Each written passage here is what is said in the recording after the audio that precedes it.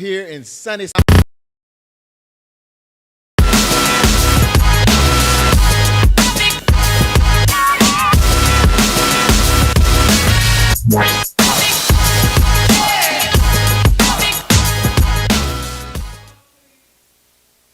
Hey, what's up, y'all? You know what time it is. Your boy Jeffrey Alboni here for another edition of Trending Tuesdays, brought to you live here in Sunnyside, Houston, Texas, at the K. Davis Showroom. Plus, we got our live studio audience in the building. Make some noise. Yeah, man. We're going to have a great conversation, as always, here on Trending Tuesdays. Have some outstanding guests to talk about some very important subject matter on today. First of all, a couple of things I want to just talk about briefly before we jump into it. Governor Greg Abbott finally decided that he was going to play politics and not play politics anymore by setting the special election date for November of this year versus the time frame he could have done so, which would have been in May. So you're going to have individuals in the congressional district, 18th congressional district, without representation until not just November, because I'm assuming with the number of people that are going to be in that race, it'll probably go into a runoff, which will push it again to December, meaning that they won't get sworn in until late 2025, maybe the beginning of January of 2026. So, I'm excited about the fact that a date has been set, because he could have actually pushed it and punted it till the following year, 2026, May or November. But, he could actually call an emergency election if he wanted to and have that election. But nonetheless, the date has been set, November of 2025. And there are going to be individuals, I'm sure, that have already announced, and also folks coming out of the woodworks to run for this very, very important position and seat that's been held by people in our community that many revere. Barbara Jordan, Craig Washington, of course, Sheila Jackson Lee, Mickey Leland, and even for a short stint, Erica Lee Carter, who served to finish out her mom's term. So anyway, very, very, very important date being set and a decision being made. So I'm sure the people in the 18th Congressional District will choose wisely once that time comes. So that's very important. I want to share that. Another thing, our beloved Houston Cougars fell short 65-63, a heartbreaking loss on last night. I watched that, man. I just knew we were going to pull it off. And I say we because I'm H-Town. I didn't go to University of Houston. However, they represent H-Town, and Third Ward High is what was it, Case Keenum, I think, said when he was playing quarterback.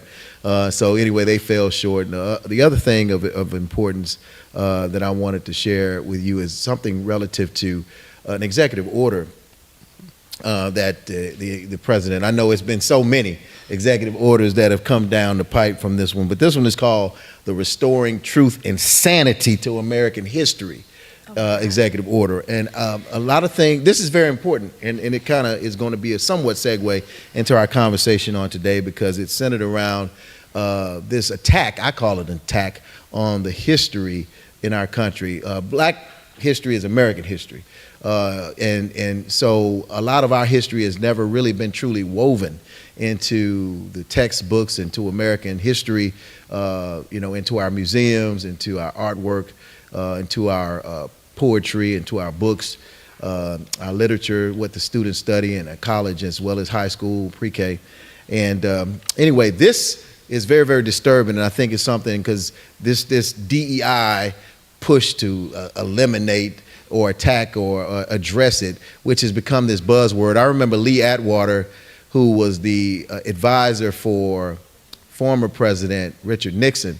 He was doing an interview one time, and he talked about you can't use the N-word anymore. He said, and he said this on an interview, he said you can't use the N-word, so you have to use phrases and words that mean the N-word, but you can't say it. So you use states' rights, you use busing, and you use things that when you say it, the people that are hearing it, they hear the dog whistle and they know that you're saying N, but you really are using these words as that buzzword. So they're using words now, kind of fast forward, woke, the woke culture. You hear them talk about that. You hear critical race theory. And of course, now you hear about this DEI. And so with the DEI, when it was first talked about, it was about federal jobs. Now it's talking about grants and it's programs and anything that has these words in them that this president says are offensive and that are an attack on American history. And so he passed this executive order, signed it into law, restoring sanity to American history. Think about it, restoring truth and sanity to American history. So whose truth? What sanity? What American history do we want to highlight? So there's an attack now on the Smithsonian African American Museum. He wants to remove all of the components of the African American Museum that highlight and talk about slavery. I don't know if anyone's ever been to the African American Museum in DC. It's an outstanding, wonderful museum, and it chronicles and highlights our journey here to America and to present. However, he wants to remove that because that is not truth. That is not sane as part of our American history. So he wants to restore sanity and truth to American history. We all know what that means, right? That's another conversation for another day. But speaking about DEI, there's also this push and attack to try to address the contracting aspects of America. You know, there's a lot of MWBE programs out here. A lot of these from the original onset were set to help African Americans, particularly who had been disenfranchised, and minorities to try to get contract opportunities. And so there are a lot of organizations and entities out here who have done a great job of trying to promote everyone being included, having a piece of the pie, if you will. And so to talk about some of these things today as it relates to DEI and equity, particularly as it relates to money and finance and contracting opportunities, I have none other than my good friend and frat brother, J. Goodwill Pierre. And he is here. Let's give him a round of applause, y'all. What's up? What's up? What's up? And he'll tell you a lot more of who he is and what he's doing, and we'll get into some of that. And of course, we also have from now the Houston Galveston Area Council. She's done so many things, but she's with HGAC. I happen to serve on the board of HGAC, and I'm excited about that, but she's not here because of me. She's here because of the great work that she does as the principal program coordinator for enterprise solutions at HGAC, Christina Cornelius. Let's give her a round of applause, y'all. Oh, y'all can do better than that. All right, let's get into it. You heard what I had to say, Goodwill. So let's talk about it. I mean, is there an attack on MWE programs, and what is going on to try to enforce MWBE programs? I know you deal with this on a regular basis. Yeah, I've dealt with this for about over 30 years. So in response to your question, my retort or my question to you is, when has there not been an attack? My wife and I had a conversation this morning. We've been talking a lot about what's going on, and one of the things, because this is in my world, in my field, the reality is that African Americans in 2003, 2004, it's recorded they only got 1.7% of federal contracting, even with DEI. We didn't invent DEI. Black people didn't invent DEI, didn't invent the acronym, didn't invent affirmative action. It was created for us in order to comply with case law, Supreme Court ruling. And so my wife and I said, you know, this is going to be a time for a reset for Black Americans. As you know, I've been part of many disparity studies, probably over about 10 disparity studies inside the government entity and also as a consultant. And one of the things that is clear, African Americans, their disparity is so wide that the inclusion of other minorities with African Americans brings all the minorities to disparity, even when certain ethnic groups are apart. And there have been lawsuits filed against the city of Houston, 2023, lawsuit filed against Harris County in February of this year, and very few people know about it. Even the media doesn't kind of broadcast it. And most of the people who do this, like Pacific Legal Foundation, who filed both lawsuits, and Students Against Fair Admission, Students for Fair Admissions, that's a Harvard case that kind of started it all, just like back then, the University of California, Zabaki. I can talk about this for years and probably put you to sleep, you know, with legal scholarly thing, but the point is that but the history and everything like that, we've been expecting, we've been relying. Now, mind you, I think we should keep fighting. I think that we can walk and chew gum at the same time. And you should not fight for something that we believe that we not only deserve, but is our right. You know, we the people, this is our right. At the same time, we have to reset and review the things that we thought may have worked, and because of the company we're in, we're afraid to say that it did not work, like integration, like So-called integration. yeah, well, forced integration, let's put it that way. Forced integration. Like this whole thing about people talking about history. Well, we used to have Saturday schools. You know, in the church, that's where we learned our history. And so there needs to be, I think this is an opportunity, just like a lot of challenges in our community, has been an opportunity for us to gather, and for those organizations and groups who we pay a lot of dues to, whether it be the Black Chambers, or whether it be NACP, I'm a life member of NACP, or whether it be 100 Black Men. I pay a lot of dues to a lot of organizations. We need to just come and do some of this self-training, self-service, bring back into the community, and use this opportunity to kind of grow from within and create a program from within that helps to educate and raise our children so they can know their history. We don't have to rely on a group of individuals who never wanted us to be equal to them in the first place to provide us with the antidote for the sickness of racism. We had to provide our own antidotes. Now, before then, we weren't doctors or anything like that, so we relied on people to provide the antidote. A paper that I wrote that's going to be a book very soon, I wrote in 2020. The title is going to shock you. It's called "The Law Giveth, the Law Taketh Away the Lynching of Affirmative Action in America." And everything that I talked about, the citations and everything like that, it stopped with the Michigan school case, Gruger, I think, in Hopwood. But I predicted what was going to happen this current time. Never did I think that it would actually happen, or we saw another evolution or whatever of the same thing that happened from University of California, Bakke, which is an education case, to Adirondack and everything like that started affirmative action, to now with the Harvard case and North Carolina law school case, all the way down to what's going on in Kentucky, what's going on in the city of Houston, all the lawsuits. It's happening again. But this time, they're using it a different way to say affirmative action is racist. They're saying that what we assume that we are socially disadvantaged. How do you know that? And so I'll stop there. But well, I mean, you bring up some great points. But Christina, I know that you deal with an entity that disperses funds or interacts with the public.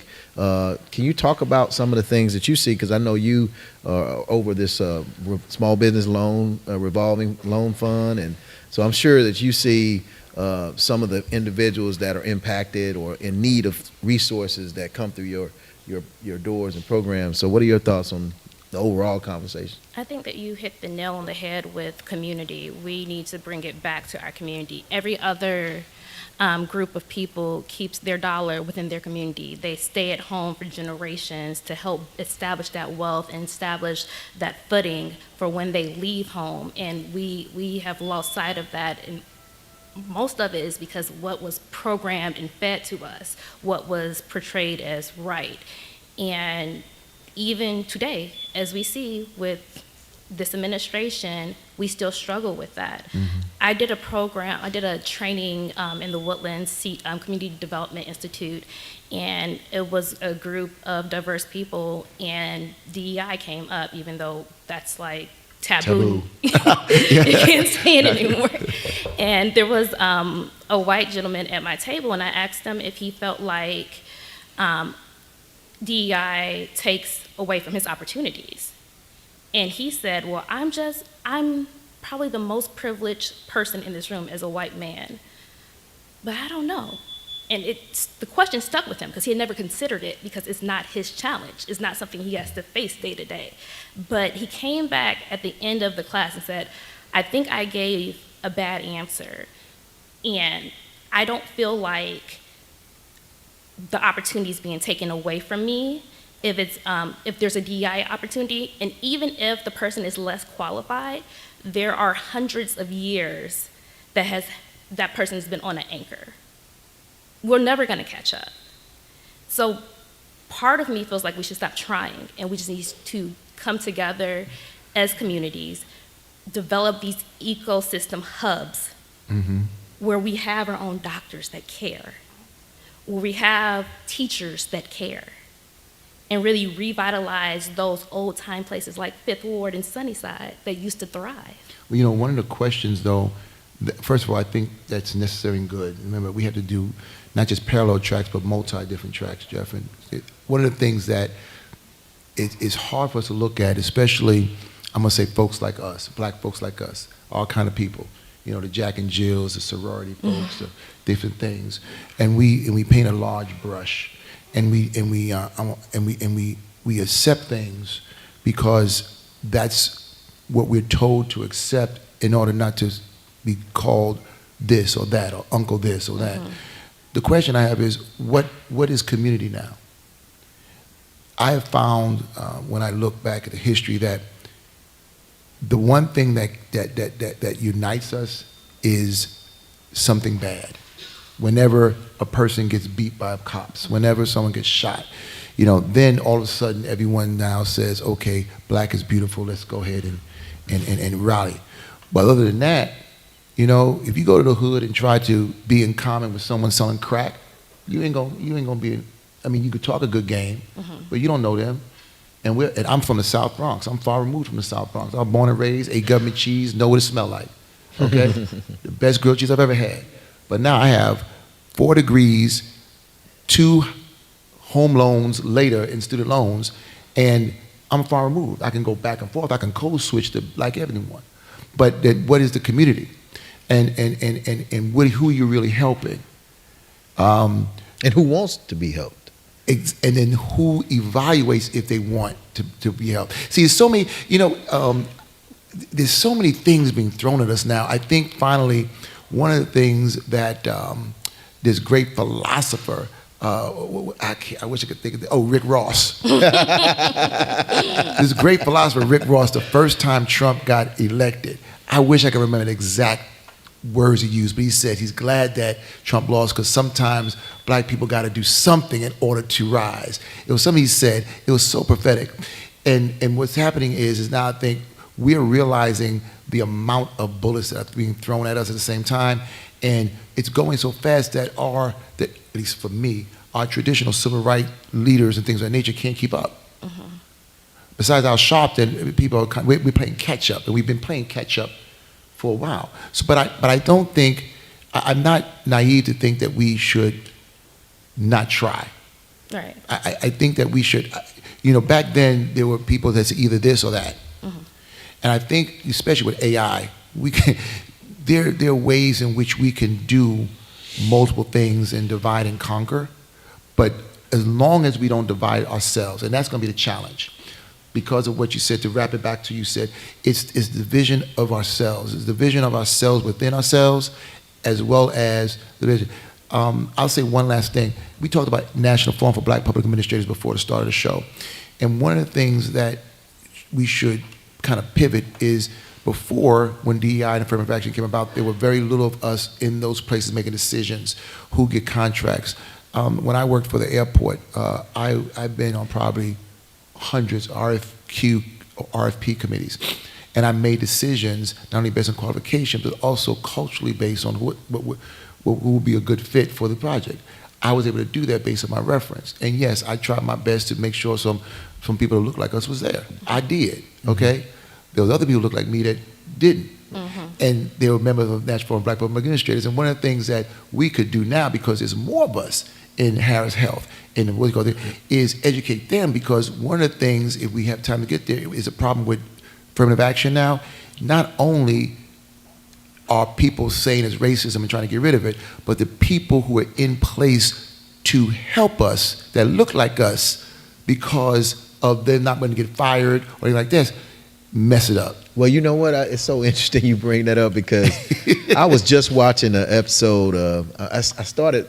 First, I didn't know if I would like this show because when I heard the name, all I could think about was Denzel Washington, the movies, The Equalizer. Yeah. But there was a show that was on CBS called The Equalizer that featured Queen Latifah. I love that show. I don't know if you saw it. I love that show. Well, there was this one episode that I had just got through watching where Queen Latifah's daughter in the show is finally excited. She gets this internship at this high-profile place, and she's excited. The clothing things. Yeah, like that. yeah. She's excited to work at this clothing boutique, high-end clothing store, and she's just excited to be sales and do all of these things.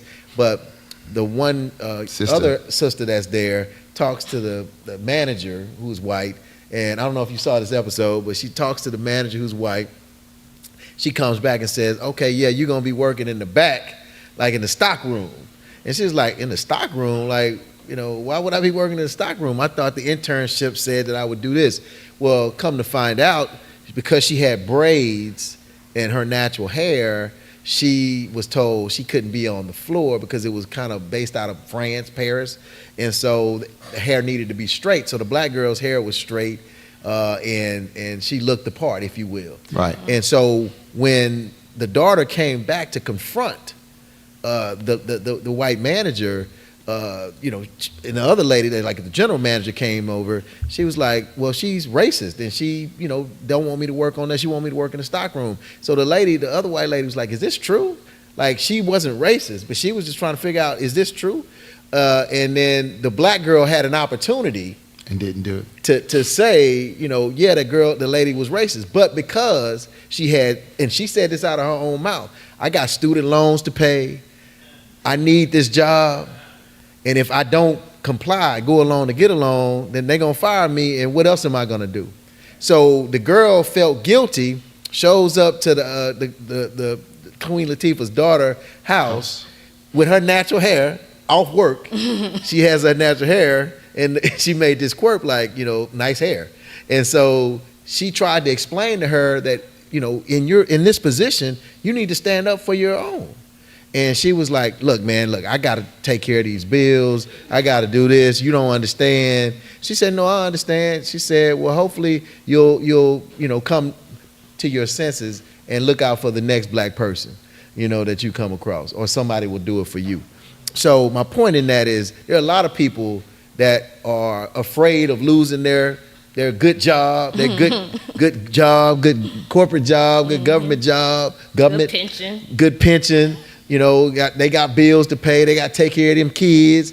And I understand that. There is a reality to a large degree, but to what point? Are we really willing to sacrifice and to stand up for those that are in need of us to stand up for them? And I'm talking about in all fields. And you talked about goodwill. You talked about division. There's a lot of division within the African American community, but even by design. I don't know if it's all by design, but I think that just systematically, you have a lot of things going. We're all members of the Divine Nine, and so within our own organizations in the Divine Nine, there is division. There's separation. There's colorism, or some socioeconomic challenges and differences and politics that are involved that separate us from our overall goals. Yeah, we do community service projects, but are we really moving the needle in this country with the power that we have, with our finances, with our expertise, with our positions of power? And then you look at the church. There's division within the church. And not only one church, I'm talking about multiple churches. You got, when Dr. King came to Birmingham, Alabama, the churches didn't want him there. The black ministers didn't want him there. Some of the black preachers didn't want him there and spoke out against him. There was even one black minister who had a radio program that was a national program, who constantly spoke out against Dr. King and berated him. But it was come to find out he was an informant to the FBI. And he was getting paid to be this sellout, individual. You talk about, we may be members of Eastern Star, or the Masonic Order, or we may be a part of the NAACP. So it's so many areas in which we have all of this historical and institutional knowledge and power, but what does it mean right now, modern day? Okay, we can't live off of what happened when the NAACP was founded and all the great work that they did leading up to today. We're in a real-time situation right now. And you think about these contracts, you think about HUD. They just severed all of the individuals at HUD. You know who benefits from HUD? Black people. When it comes to housing, the CDBG program, Community Development Block Grant. Let me correct you. Who benefits from HUD the most, which is the same people who benefits from food stamp the most, and it is poor white people. Well, yeah, they do, but I'm talking about those. We're talking about our community, though. Our community benefits from HUD, and so whether it's Section 8 or housing in general. So I'm just saying that we need. I've to lost look all at my that. contracts as well as that. I mean, that was one of my that made the pivot. That's what I was doing, compliance Section 3, and a lot of that. That's and I do the thing on federal side, but for the local side, I finished my last community development block grant compliance project. Mm. We, in Fifth Ward, we have a program. The Worth program is a collaborative with Avenue CDC, the Tejano Center. It's under LISC. It's one of the Wells Fargo grants. And the goal was to create 5,000 BIPOC homeowners by 2026. Explain what BIPOC is. I know what it is, but people need to. Essentially black and brown people. Uh-huh. People of color. People of color. But we cannot use BIPOC anymore. Not because we're going to lose a grant, but if Wells Fargo is giving money to this program, the president might go after Wells Fargo. They're going after corporations. This is the last year for it anyway, so it don't matter. You're right. We're making an impact, though. Yeah, no, impact. And I'm glad you said the impact. Let's talk about impact. She made a great point. Something, remember I said a reset? This is really going to either bring out the new scholars that have been held back because people don't want to get out of their positions, new politicians, or is going to cause us to go back in a hole. Going back to your Queen Latifah analogy, this is the white woman's shop, and it catered to white women. Now, if you wanted more black people there, then you have a contract, but they catered to white women or women from European. Let's put it European. Let's take the race out of it. European women. So it could have been a black person from Europe, European. I used to work for the federal government, and now I work for myself. And I have 7 African-American women and 1 white woman who says, from Louisiana, who says the only thing white on me is my skin. And they work for me, and they could have, their hair could be any way they want. They could dress any way they want except to go to court. And they are living in their truth. In my office, because I'm an African-American man. I have 4 business, I live to pay them, but I have resolved that is my life and I love it, okay? They could bring their children in and sit down and work, as long as they get their work done.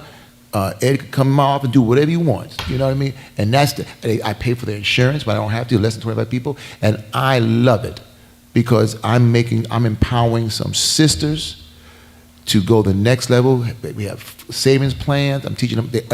Everyone in my office is required to have an LLC, even though they're working for me. So in case something happened to me, they're not out. They know how to survive. And that is what I decided to do for myself, to train folks and make sure that they have a way to make that money, know how I make the money. Mm-hmm. And so, but that's my office. That's owned by an African American, and I choose to go into my neighborhood and help small and minority women-owned businesses do things that they couldn't afford to do if they went for a regular majority firm. It was my choice. So the Queen Latifah thing is, we got to realize that this is not ours, right? Mm-hmm. And we don't have the power because it's not about DEI or acronyms. It's about the power, and we have to not get distracted by alphabet soup letters going all over the place when we didn't even invent that alphabet soup. Right.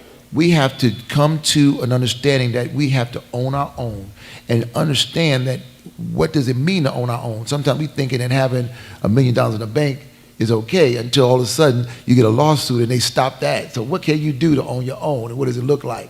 But that's an interesting point that you bring up because I was having this conversation the other day and I was talking about Black Wall Street in Tulsa, Oklahoma, mm-hmm. Rosewood, Florida, and various other. Before integration? Well, yes. and we had our own. We supported our own, and it was forced because of the fact that they wouldn't allow us Right, no other to, choice. live in or stay in their hotels, eat at their restaurants, shop at their stores. And if we did, we had to go to the back door in some of those instances. But when we did thrive, when we were successful, when we were minding our own business, they couldn't take it. And so they couldn't stand to get out of our way and let us thrive and survive and do what we were doing. So they had to concoct some stories, narratives to try to justify bombing a group of people like they did, including the government, the police, law enforcement, bombing these people and destroying all of their businesses and their hotels and their homes, that they were living in this multi-million-dollar, at that time, even during segregation, even during Jim Crow South, they were living in this affluent area because they were supporting their own, and they were destroyed. They weren't destroyed from within. They were destroyed from without. They were trying to tell us that you do not have the power. How dare you think that you're equal to us? So my point is at some point when you talk about those individuals that are could rise up and take their rightful place in today's society, I think about the gentleman, the pastor, Martin Niemöller. I don't know if I'm sure y'all heard this. It says, first they came for the communists. Oh, yeah. And I did not say it all the speak out time. Yeah. because I was not a communist. Then they came for the socialists, and I did not speak out because I was not a socialist. Then they came for the trade unionists, but I did not speak out because I was not a trade unionist. Then they came for the Jews, and I did not speak out because I was not a Jew. Then they came for me, And there was nobody. and there was no one left to speak out for me. And so I think about these individuals, these federal workers. A lot of them African American, a lot of them had their good government jobs for 20, 30, 40 years. And I know somebody I just talked to the other day, worked for the CDC for like 25, 30 years. And because of an executive order and a decision by Doge, Elon Musk, they were out of a job effective immediately. I'm talking about no more first and 15th checks, no more benefits, no more insurance. They are no longer employed as they were. So their life and their livelihood, their quality of life, should I say, and their standard of living was immediately impacted. That's what they voted for. That's my point, though, is at some point, now you're concerned. Now you're worried. Now it's important to you because it's impacting you. But who gonna speak up for you now? You didn't speak up for the less than, those that needed you to speak up for them because you had your good cush job. Jeff, you had people that look like us, males, who just couldn't find themselves to vote for a black woman. We They had couldn't women find themselves. who couldn't find I'm not themselves. even, I'm not going to go to the women. I'm going to stick with what I know. I've been a man all my life, a black man. There have been people that look like us who will look you in the face and will refuse to vote for it. And some of them named deacon this, some of them named pastor this. They will not vote for a black woman for whatever reason. Well, it's not just a black woman. Hold on, Goodwill. It wasn't just a black woman because they didn't vote for Hillary either. Look, so it wasn't just. All I'm talking Kamala about. Harris. All I'm talking about is that they had this felon, orange person. Still don't know if he's an alien or human. And you had a sister who worked. Now, mind you, we can talk about she didn't get the votes before and she made it. We can talk about all that. But I'm tired of listening to these so-called pundits want to blame it on the president, blame it on this. Look, you had folks who made a decision. And I'm just trying to narrow down and talk about the ones who look like us who were male. Now, there were other ones, of course. And of course, they didn't, what you're trying to say is people who look like us didn't turn the tide. You're right. Exactly. But we're only 13%. But let's start. But we got to start with somebody.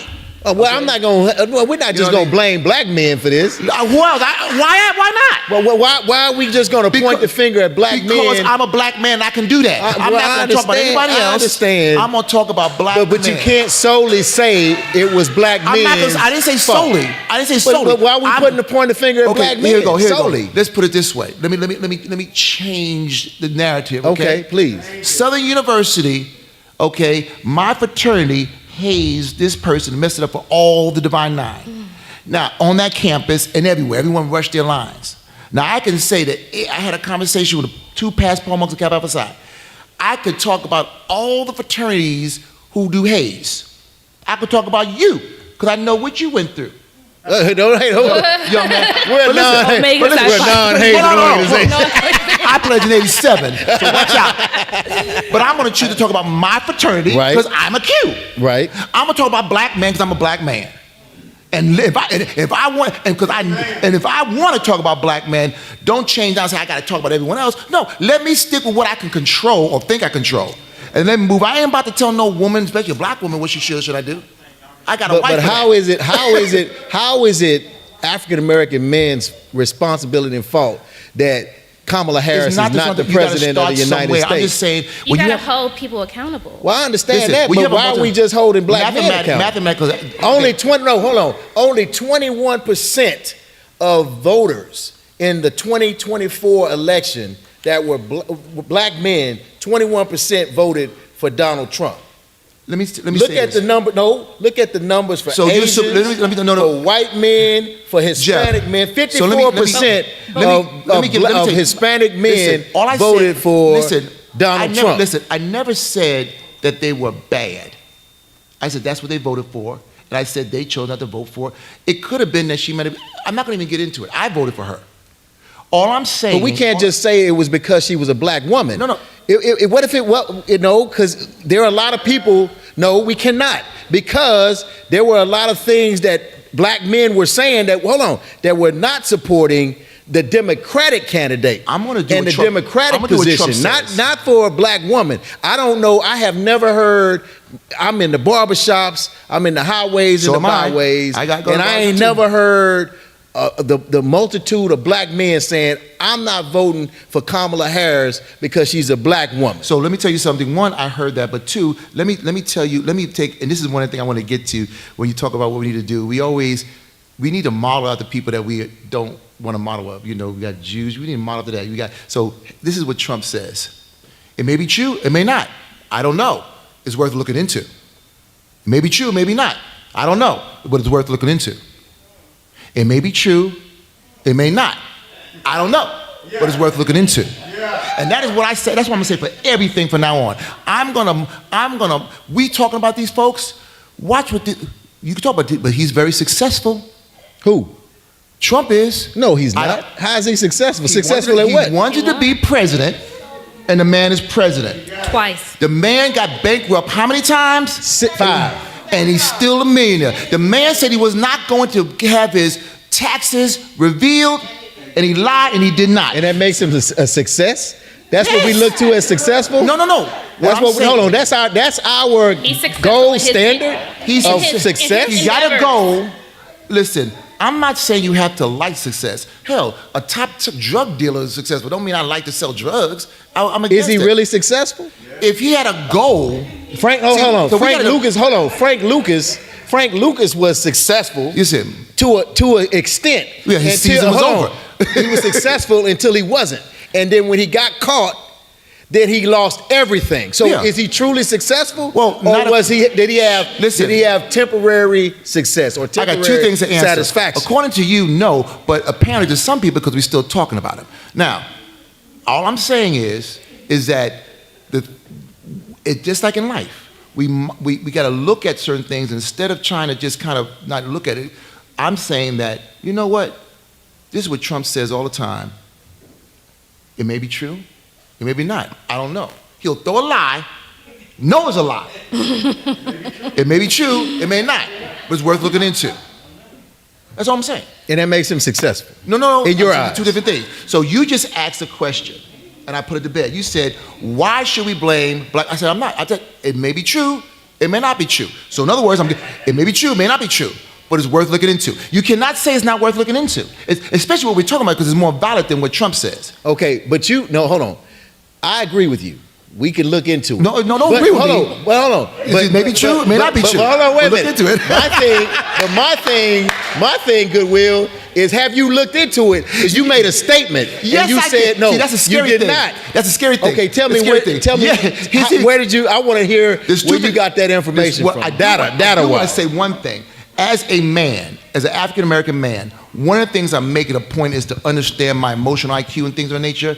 And what we're doing right now, I don't want to do. And we have to let this sister talk. Well, hold on.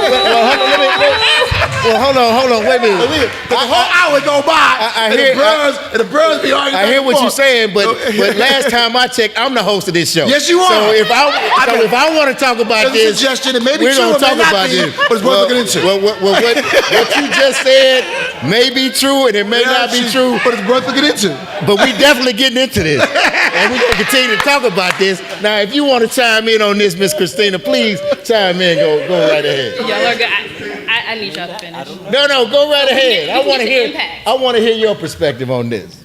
I feel like we have to hold the people around us accountable who we can reach. And if the people who you can reach and who you can reach are black men, hold them accountable. But how does one hold a black man accountable when we make an assumption that they voted a particular way or did something because of a particular reason? And I want to correct and you. we I'm not don't saying they have need to be held accountable because that assumes I'm saying they're wrong. I never at any time said that they were wrong for making a choice that they had. I just stated a point. I just stated a data point. Now, I was kidding around with what Trump said, but we know the data point. He spit the data. He said a certain percentage, but his argument was that he cannot just hold them as the only reason why she lost. And I wasn't. What you said is cool, but I'm not going to get into the discussion to divide ourselves of whether they're right or wrong. Maybe there was something that caused them not to. But I believe, though, where you're getting to is that there is a large segment of African American men, just like there's a large segment of white men and white women who are not going to vote for an African American woman. Now, Obama won, is an African American man. Okay, he won. But something twice. Twice even. So did Trump. Okay, but there is a group of people who would vote for a felon, a liar, a racist, all kinds of things that are negative in what I think versus another qualified person who happens to be an African American woman. And I'm aware of African American men who did not, who have told me that they would not. Okay. Did not vote for her or did not vote at all? No, that's another thing. But help me. Well, what kind of you're a legal scholar. They tell me and you know that they do polling. But my question is, where's your litmus test? What is your group of individuals that you asked this question to come up with this statement that the reason that the majority of black men didn't vote for Kamala Harris because she was a black woman? I'm looking at the data here. These are the national exit polls, right? And I want everybody to understand these are the true facts and figures of what happened in the 2024 election by race. All right, by race/gender. All right, white men voted for the Republican Donald J. Trump, 60%. White men. Hispanic men voted for Donald J. Trump, 54%. All other races of men, Asian, Indian, etc., 47% voted for Donald J. Trump. Black men, 21%. Now, we look at that figure and be like, oh, wow, 21%. But if you look at it in comparison to all of the other races that voted, and only 5% of the overall electorate were black men. All right, so we're just talking about who moved the needle here. Now, let's look at the women. White women voted 46% 53% for Donald Trump. Hear me out. 53% of white women voted for Donald J. Trump. 39% of Latino women voted for Donald Trump. All other races, 47%, and black women, 7%. So black women held it down when it came to, but they were 7% of the overall electorate. So combined, African-American men and African-American women made up only 12% of the overall electorate. You know where can I suggest that I gotta watch my words? No, don't watch him, don't watch him. I think there may very well be a flaw in your analysis. In my analysis. In what you're saying. Okay, let's talk about it. Yeah, let's talk about this. So first of all, what you're talking about, statistical analysis, had nothing to do with legal or anything like that. And for me, one of the things I would look at is you asked a very good question, though, that can't be ignored about how many people did not vote. So unfortunately, I'm not prepared for that, but I want to know that's significant. That actually, if added to this conversation, it really just changes it. I also think we're running down a rabbit hole with this conversation, but to continue it, I want to say that I was second. That you're helping. No. That when you look at, I would look at the electorate and the breakdown from the last election when Biden ran, and look and see how they voted, okay, and then look at that and look at it again at this time, so you can really see. For example, and I don't know this. Okay, it may be true, it may not be, but it'd be worth looking into. So you said 50% of white women, right? 53. 53. So if 53% of white women or even more voted for Trump, or voted for Biden, or voted for Trump, and Biden still won, then that 54% would not have mattered. They still would have voted. But if the 21%, if the black vote would have changed, and that difference would cause it, which I don't think.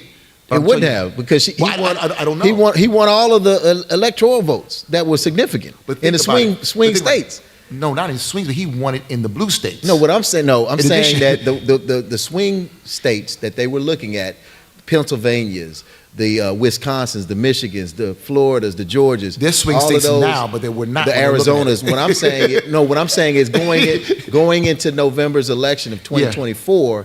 Those states were significant because if she would have won those particular states, then she would have won the presidency. She did not. And it wasn't because of this 21% of black men, is all I'm saying. What I'm saying is, in comparison, if you have to look at what was the difference to determine if it made a difference. Okay, this is what I'm going to do, because we got to go to a break and toss it real quick to our trusted commercials, too.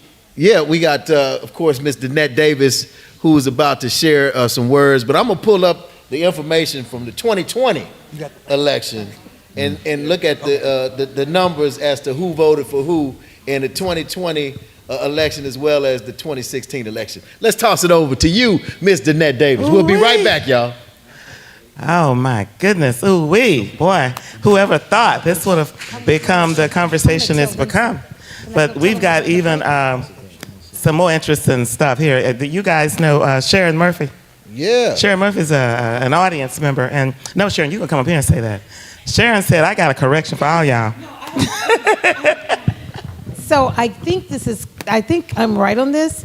Collectively in the swing states, Donald Trump only won by all the swing states 100,000 votes. Is that correct? Yeah, very little. Huh? It was very little, yeah. Yeah. So basically, 100,000 votes over, how many swing states are there? Like 8 or 9? I don't know who's on internet. Look it up. Well. I think that's statistically correct. So what that means is if just a few. So we're gonna blame black men again? Okay, go ahead. Black men is the reason that Donald Trump I didn't blame black men. What? No. But basically, a few more votes in every swing state would have totally changed the outcome of the race. That's what I want to say. And you can fact check me on if collectively on I'm gonna pull it all up. The swing states. It may be true. It may be true. It may be not. I think it's true. But it's worth looking into. Collectively on the swing states, she only lost by 100,000 votes. That's what I wanted. All right. Okay. And she was so moved that she had to say that, you know. And I don't know, I'm a black female, like, you know, you guys are black males, and we feel some kind of way a little bit. We do. About the way it turned out with Kamala. We felt like we didn't get what we needed, what have you. And there were different reasons, Jeff, I heard. But, you know, this wasn't supposed to just be about this conversation tonight, but it's gone there. And since we're here, I bet you that other folk have had this very same conversation. Because a lot of black men felt some kind of way about Kamala for different reasons. That's real. I mean, I've heard some comments, you know, Jeff, really, I have. I just get tired of black men getting blamed for everything that's wrong with society. But we'll talk about that another day. We're going to get back to this DEI conversation when we come back. That's what we always do, so why don't we just go ahead and stop trying to not? Okay, go ahead. I am. I'm in the break. So first of all, what I want y'all to do, and I'm having a good time, and I hope you are. What I want you to do, though, is pull out your phones. And what we've not been doing is asking you guys to subscribe. We're live and we're streaming on what is it? YouTube. You can find us on the trendingtuesdays.com. I need you to subscribe and like or what have you, because it matters. So if you can do that for us, we'd appreciate that. We're going to start there. And then, Avery, you got a little something. I mean, y'all started talking about some stuff, and I thought, Pierre, Goodwill, I thought we were going to talk about your event also at the county. Yeah. We are going to get to it. Okay, no, I'm just saying, because we've got, what we did was, if you know, today is April 8th, and we went by and visited a very good friend of ours, Commissioner Rodney Ellis's birthday party, and we've got a little segment that he stopped in the middle of his party to say to us, because he thought it was very important. So do you have that for us, Avery? So much stuff will go on. Yeah, she wanted to say, are you so close? Well, I am. About that. There we go. Tonight? Good. You know, I can't tonight. You say something down there. Yeah. Hello, I'm Rodney Ellis. That MWBE program is working. We got to protect it, and we need to encourage the school districts and community colleges to follow suit. And we need to encourage the city of Houston to protect that program and keep it in It looks like I don't know. It was a little delayed, but for you, that I understand exactly what he said. He said, you know, Rodney Ellis is commissioner in Harris County, and he takes all of the things that he do very seriously. He has been a partner of Kay Davis in the Community Foundation, which is our foundation that is, you know, at the root of what you see here, or whatever, because we feel like the community is at the root of everything that we do, because it's who we are. And when I say the community, it's the community, and it's collective, right? Mm-hmm. But what he stopped in the middle of his birthday fundraiser to do was say that his MWBE program is working. That's what he was saying. And he said, I hope that the city of Houston will follow suit and do what we're doing. This is what he stopped to say, knowing that we were going to do it and broadcast it on the podcast. But he's never been afraid to say how he feels about things and support the community that he comes from. You guys who know him know that we're in Sunnyside. It's where our studio is, and this is where he grew up. Mm-hmm. And he's never stopped to say that, you know, it matters. So I wanted to do that, and it's his birthday. So I had everybody pass Vicky. Vicky Pink is up there with her camera. And for those of you who are in the room, for all the pictures you see, Vicky had an event here not too long ago. We left some of her paintings up. So what you see of Vicky's painting, so take a look as you walk around. But we want to toast. We want to say happy birthday to him. I appreciate him doing that. I thought my daughter would be here. I said they share the same birthday, which is April 8th, so I wanted to toss happy birthday to Chelsea. Her name is Chelsea Jenkins. She's my daughter. We want to say happy birthday to the both of them in this night. I appreciate the audience that's here, and I appreciate my guests. You guys are just phenomenal. I can't say thank you enough, Jeff. So now, after we're done, Chef Eddie's over there, cooking his tail off, so that you'll have something really nice to eat, and you can have a little bit more conversation after we're done, or what have you. But for now, Jeff, I'm going to toss it back. Happy birthday, Commissioner Ellis and Chelsea. All right, we're back, y'all. We got our live studio audience. We're here at Trending Tuesdays in Sunnyside, Houston, Texas. Y'all make some noise for real. Oh, that's what I'm talking about. I want to thank everybody for being engaged and for such a lively discussion on this evening, for sure. Definitely enjoy these types of conversations. Of course, we have, some outstanding guests. We have Miss Christina Cornelius with HGAC, and we have Jay Goodwill Pierre, and of course we're here at the K Davis Showroom Plus. Want to thank Miss Sharon Murphy. I did look that up, Miss Murphy, and it was the three. You were correct in that 3 of the swing states, which are Michigan, Wisconsin, and Pennsylvania, were decided by around 121,000 votes. Well, it may be true. May not be true. It's worth looking into. But it's worth looking into. All right. All right, let's jump into. That's that Trump comment. Right. It's gonna be stuck in my head. I know, right? Let's talk about this upcoming event you have.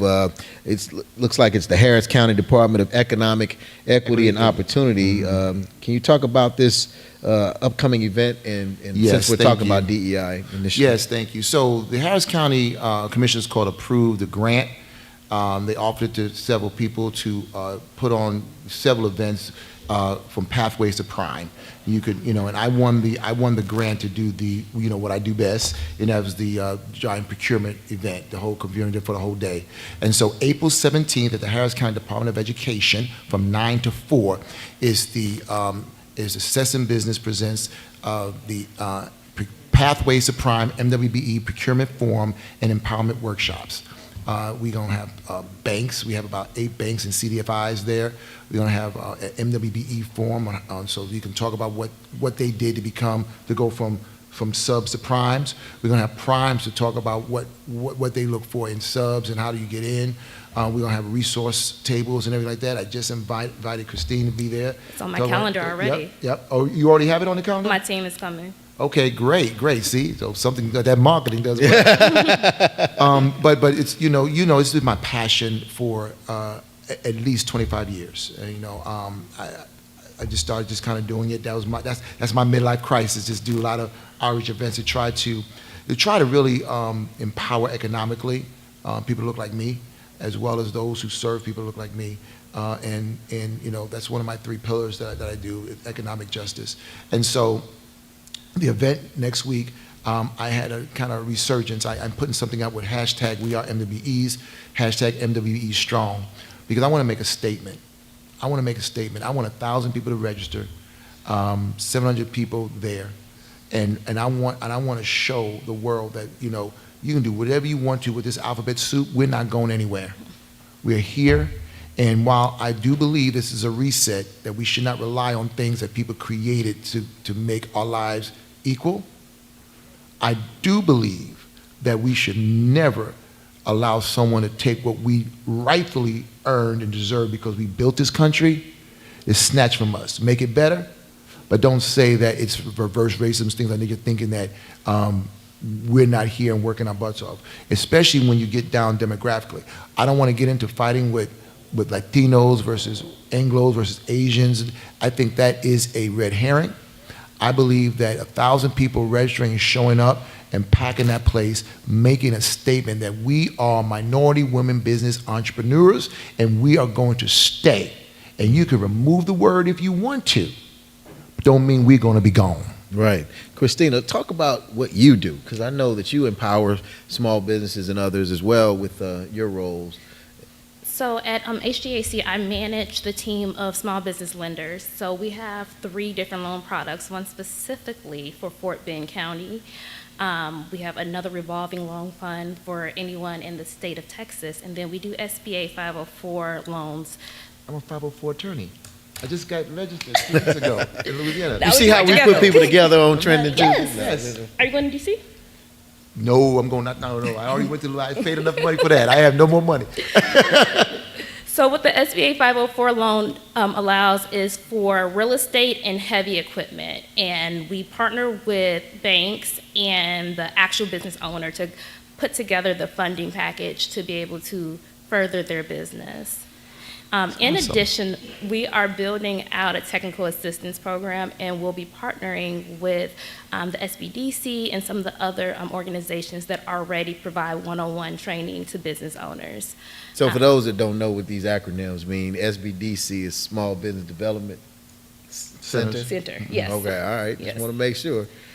So what I'm passionate about is making an impact, helping who I can, when I can, how I can. So I'm blessed to be able to do that with financially through this role. Also been able to make an impact and provide opportunities for housing.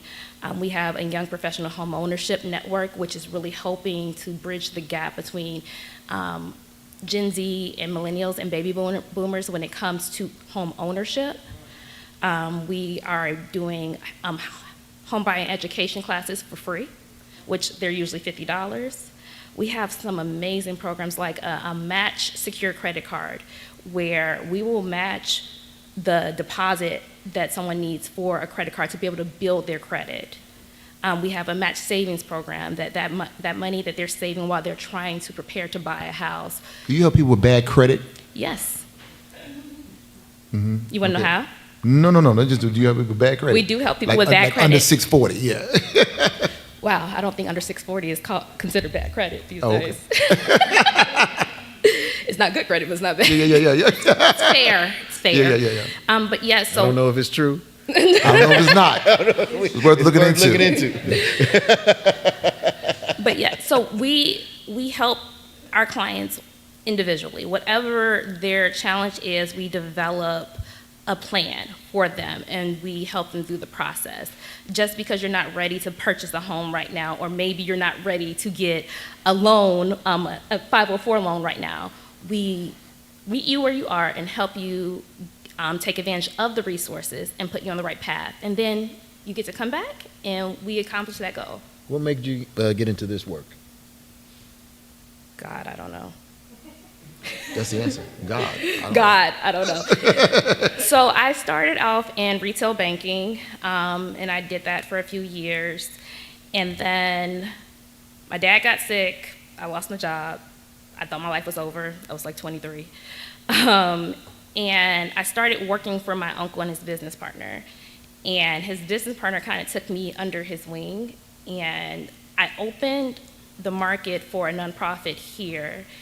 I did that for 2 years, was kind of stagnant, kind of felt stuck. And so his business partner said, hey, I got you this job. Show up here. First day, I didn't know what was going on. I'm like, I'm gonna get fired. I'm not qualified. DEI? It really might have been.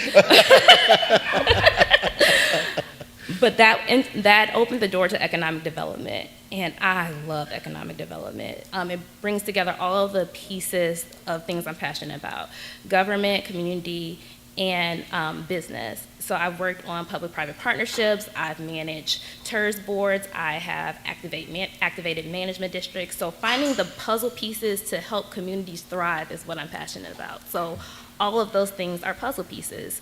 Our loan program at HGAC, the housing program at Fifth Ward, the TERS out here in Sunnyside, they're all pieces of a puzzle to help us thrive. Great job. Can I ask a question? Sure. You know, I'm curious. I've been involved in this a long time, but I've never known, and this is back to the question about the community.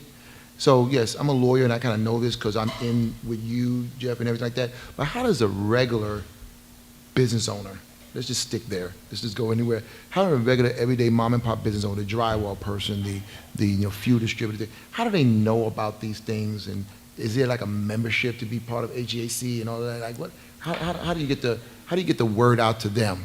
So that is my big task at HGAC. So HGAC is a council of governments. It's really, really large. I like to explain it like a chamber for governments, but there's a lot of different legs. So some people have heard about the Livable Center study. Some people have heard about the area on aging or workforce solutions. That's all under HGAC.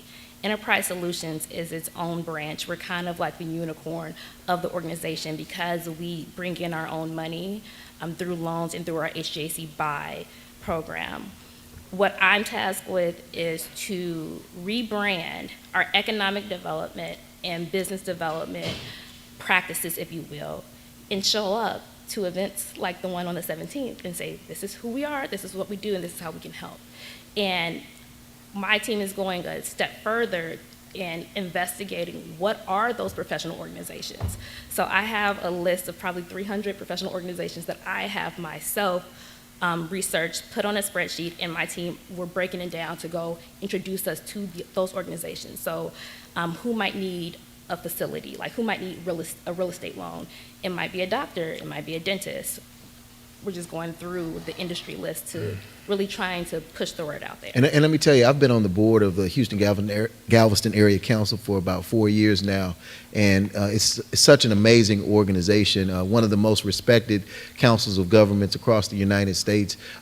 This 2024, our budgeted revenue was over $550 million, and these are dollars that we directly impact the communities with in 13 counties across the region. And these are just some of the programs that HGAC offers that a lot of people don't know about. So it's a great question that you ask, because people need to know about HGAC. Most of these funds are federal funded.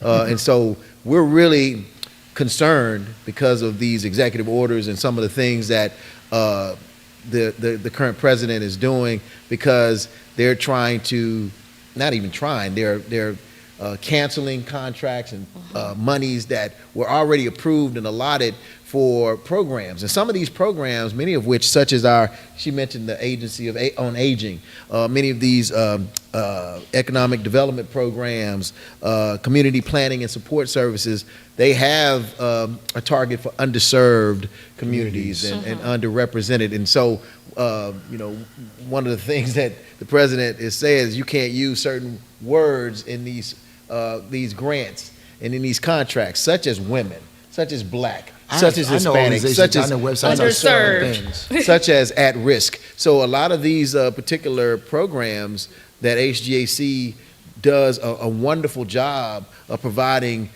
Meals on Wheels and different other services to our seniors in our vulnerable populations, women who are dealing with domestic violence situations. There's so many things, emergency preparedness and disaster recovery, you name it. I mean, public safety, regional data services, broadband. There's so many things that we're focused on, and a lot of these rural areas, a lot of these underserved areas are going to be negatively impacted because of these decisions coming out of D.C. By this president, thinking that he's attacking one particular group, but it's actually impacting everybody, including white women, white people, white poor, or at risk. They're at risk as well for a variety of reasons. So average person just shows up to meetings and just kind of just make themselves known. The average person will show up to like a Workforce Solutions because they're looking for a job.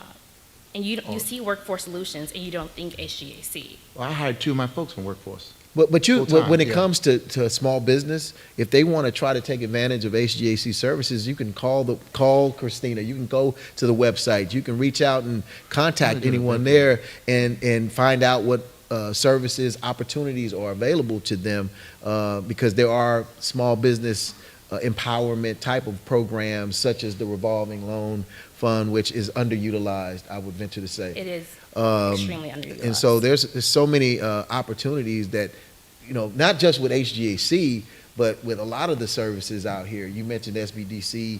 I know UH has one. And Score. There's so many opportunities for people to take advantage of the thing. So it's not a shortage of access and information. I know you host, and I know you've done it here in Missouri City, where I serve, the small business event that you do annually for us. And, tons of vendors, but the turnout is not as robust as it should be. But it's not that it's not being offered, Right. And so we want people to take advantage if they're small businesses. Can't blame DEI or what Trump is doing on the fact that you're not being resourceful yourself with what's available to you that currently is out there. Let's not focus on what he may do. Let's focus on what's already in place and what you can do to benefit, as a business to grow and scale up. And we're still writing grants, but they're taking away money and we're still applying for money to be able to help. So And I want to just say one last thing before we toss it over to Danette again and as we close. I want to thank Goodwill, Pierre. I'm, for many of you who don't know, I'm city councilman in Missouri City. And one of the things that I wanted to do when I first joined in 2017 is I advocated for a disparity study to be done because I knew we weren't giving black folks contracts and others, particularly African Americans. But I couldn't prove it because they were like, well, Jeff, you're just, saying that we have a small business program, yada, yada, yada. But it had no teeth in it. And so I knew the only way that you can prove something to some people, you got to have the data, It may be true, it may not be true. This is the facts. This is the data. Let's look into it. Yeah, but we looked into it eventually because I serve on the board. I've been a part of the National League of Cities, and I'm chair this year of our Community Economic Development. But we work with the administration for public policy, and so we were responsible for the CARES Act as well as the American Rescue Plan. Why am I saying this? Well, one of the things that I said is we can use COVID and what the response to COVID because we need to see what happened prior to COVID and since COVID with small businesses. Well, I was really more looking at black businesses. Mm-hmm. How were black businesses impacted, right? Mm-hmm. So we worked into and I made sure we worked into the opportunities for us to retrieve and use these federal dollars once they were allotted directly to us. And I wrote it. Is to do a disparity study or use the money's federal dollars for a disparity study because everybody would always say, well, we don't have the money, Jeff. Do you want to put money towards streets and sidewalks or do you want to put it towards a disparity study? Well, of course, I want to fix streets and sidewalks and take care of the direct needs of the citizens before I do a disparity study, but I want a disparity study. So it was about $100,000. Cost. So I was like, how are we going to do it? So we got the money, and first thing I advocated for is for us to do a disparity study. And so Goodwill, as a consultant with another firm, conducted that disparity study for the city of Missouri City. And when those numbers came back, they were abysmal, as I already knew. But now we had the data. Again, it wasn't it may be true, it may not be true. We'll look into it. The data is now here, and now we're looking at it straightway. And so now we're working towards a program eventually or some mechanism as to how we address the disparities that African-American businesses and others are experiencing as it relates to contracting in Missouri City. Do you know how many black folks got contracts with construction in Missouri City and major professional services over $100,000? 0%. Not 0.9, not 1.3, not 3.4, 0. Not one business. And we're talking about millions and millions of dollars. And this was only from a prime as a prime contractor. No, not sub. As a prime contractor, but even with the subs, it was abysmal. Yeah. So bottom line, black folks wasn't getting contracts. Mm-hmm. And so how do you address it? First, you have to acknowledge it. And now we have the data to do it. And so that's what Commissioner Ellis and that's what other efforts, that's why we need to protect and support the MWBE program in Houston. And we need to make sure that other programs that are in place are not impacted because although African Americans still have a long way to go and have not been able to take advantage of these programs as I would like to have seen, there are many that are able to continue to hire people, create jobs, keep jobs, maintain jobs because of these efforts and initiatives. So I think that's important. See, but I wanted to. You bring a good point that we actually talked about earlier, how, when we had the programs and certain things we're not doing. Well, people forget that before this current City of Houston disparity study that came out that people are just tripping on, there was another one that I was on with another consulting group, and the administration chose not to let it out. I was also on a Metro disparity study that was done. Metro decided not to let it out. The Fort Bend one is delayed, and you're doing it, but it's not delayed. Now, the facts are that there's case law that shows that when cities do disparity studies, and either they adopt it but they don't act on it, and it shows that a particular ethnic group does not have disparity, people that don't look like us, white people, certain group, most likely Pacific Legal Foundation, would sue to demand that they do what the disparity study says and not do that. The opposite happens, and certain cities don't want to put it out, or certain black folks are not going to do that. Why? Because our friends work at Metro.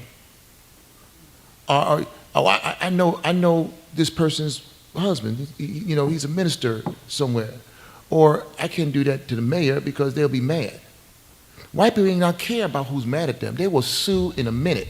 There are 2 lawsuits from the Pacific Legal Foundation with the same contractor against the city of Houston in 2023, and also one in February. I told you about that. But no one said anything to Metro. And I love everyone at Metro, but it's not about the individuals. No one from HMSDC, no one from the Greater Houston Black Chamber, no one from any other chamber in which Pacific Legal Foundation as an organization have a group of people which have standing. Well, I'm a member of the Black Chamber. I have standing. I have standing because I'm a member, and if they succeed in giving an MWP program, I'll be directly affected. That is standing. But what it is that we've been relying on these things, but we have not been taught how to intervene in a lawsuit. We have not been taught how to understand what standing is, things of that nature. We're nervous. Hell, the people on the board to make decisions don't want to do anything because they don't want to lose their contracts. I'm a member of the Airport Minority Advisory Council, and we voted to intervene, but it was by 1 vote. I'm glad it, now either way, my duty of loyalty will accept it either way, but I'm telling you, people are concerned, rightfully so, about their jobs. Because everyone around us, the people that fund us are the same people that we want to say, you know what I mean, that got rid of DEI programs. So we're back to where we started, Jeffrey, is that it's a reset, and a much needed reset, because we've been relying. I'm not saying we should just give up, like you suggested, stop trying. I don't agree with that. I think we can chew gum and walk at the same time. That's not what I was trying to communicate. I thought it was. It may be true, it may not be true. It ain't true. Yeah, Why don't you clarify for him what you were saying? In terms of like focusing on our community? No, we're trying to catch up, and I think we should stop trying. That's No. okay. No. Okay. No, I will never stop trying. Oh yeah. All right, so we got that clear. Got that clear. So now that's true. Yeah. That's true. That's true. That's You can 100% quote true. me. All right, well, listen, I know. I mean, I could have this conversation with you all Yes. night long, and I really wish we could, but we got to get up out of here, and the time is already? upon us. Yes, and so I think Ms. Danette Davis wants to share a few words. Let's give it up for our audience, y'all, for hanging in there. Are we Let's hot? give it up for our guests, J. Goodwill Pierre One plug. and Christina Cornelius. Before we toss it over to Danette, how can people find out more about what you do? How can they reach you? Is there an email or website? I'll give my my personal email. It's Christina@weventures.llc, WEVENTURES.LLC. My plug is this Saturday is the Lyons Avenue Renaissance Festival in 5th Ward. The Nickel. It is a phenomenal festival. This year's theme is Zydeco, so please come out and bring your family, bring your friends. All right, when is this again? It is this Saturday, April 12th at noon. At noon. All right, and one more time about the event. April 17th from 9 to 4 at the Harris County Department of Education. You can go online and register at www.successinbusiness.org. Hit the events tab and register. I want 1,000 people to register. I want the fire engine to come and say, hey, we have a fire hazard. You're over capacity. All right, let's give it up for my y'all. goodness. Let's toss it over to Danette. Oh, wow. Oh, let's clap. Can we? I mean, you guys, we expected, but, Jeff, you guys went there. You a mess. Goodwill. I mean, who knew? I mean, geez. So we want to say thank you to you, the guests. You guys brought a wealth of information and a lot of truth, right, Jeff? Oh, yeah. And our audience, Sharon said, y'all not going to invite her back. That's a no, Sharon, no. Everybody knows Sharon Murphy. She's with a large, one of the largest black financial firms or what have you in this region. So she's invested, or what have you. Now, what I want to do, since you guys, I know you went through and did you subscribe, I wanted to introduce you to the chef because we're going to do a little I guess, intermingling. I guess we're going to do a little networking after or what have you. But he's got something he's prepared, and I want him to share with you what you can expect. Hello, everyone. My name is Chef Eddie. Welcome to our abode. Tonight's menu selection is a unique specialty of mine called Turkey Neck Soup 2.0, and when it changes, it'll get another iteration, 3.0.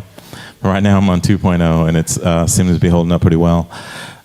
So it consists of turkey necks with a lot of different root herbs, vegetables, turnips, and oh God, everything.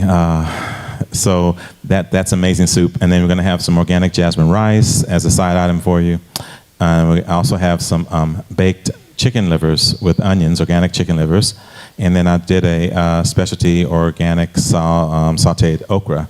So you're going to get the best of both worlds, sometimes three worlds. So something for everyone who's a vegan and those of us that are carnivores. Enjoy. Also, we have some infused water with lemon and rosemary as well for you guys. So enjoy.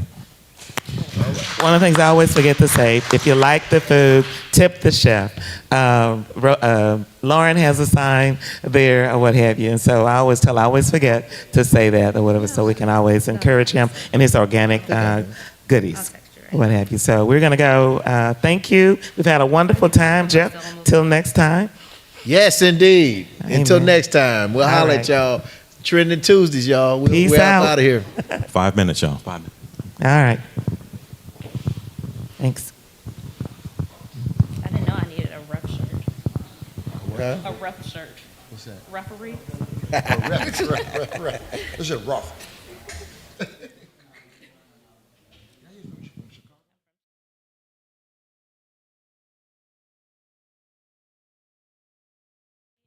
York for fun. Oh, really? Yeah. I'm going to go see the Denzel play, and then George Clooney has a play as well. So we're going.